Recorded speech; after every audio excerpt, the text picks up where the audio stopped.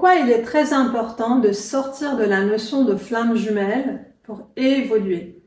Quand on reconnaît notre partenaire cosmique flamme jumelle, nous pouvons tomber dans le piège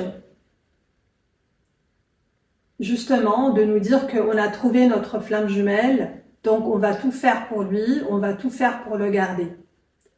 Et tout ce qui tourne autour des flammes jumelles sur le net, justement, nous réconforte dans cette idée qu'il faut tout faire, que c'est notre flamme, que c'est notre partenaire éternel, etc. C'est très important. Une fois qu'on a reconnu qu'on est flamme jumelle, c'est très bien, c'est important de comprendre ce qu'on vit. Mais une fois qu'on a compris cela, c'est très important de sortir de toutes les notions qui circulent sur le net, sur les flammes jumelles. Pourquoi? Parce que tant qu'on est dans les notions qui sont données par des personnes flammes jumelles sur le net, on ne va pas évoluer. Je vous donne un exemple très concret. Il y a beaucoup de termes qui me dérangent énormément, qui circulent à foison.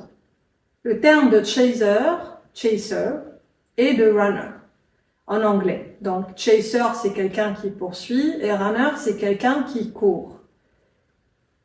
Nous sommes assimilés du début jusqu'à la fin du parcours. Il n'y a pas de fin, mais on va dire au fur et à mesure de tout au long de ce parcours, on est toujours assimilé à ces deux catégories. Et c'est très, très, très écœurant et très limitant.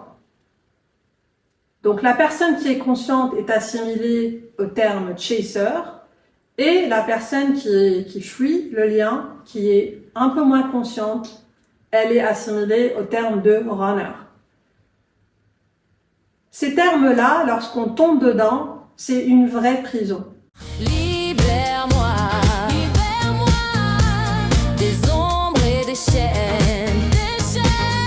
Abat ces murs invisibles. Je t'assure, ça vaut la peine. Et ne nous permettent pas d'évoluer parce qu'on est mis dans des catégories. Or, la personne chaser, qui est souvent une femme ou une polarité yin, parce que ça peut être un homme,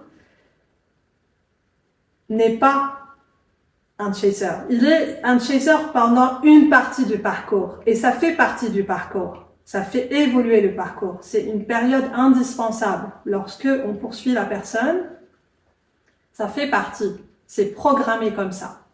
Mais le rôle de la personne consciente ne se limite pas à chasser, à poursuivre l'autre personne. Et d'ailleurs, dans une autre vidéo, je vais parler des rôles de chacun sur ce parcours parce qu'il est vraiment énorme. Libère-moi.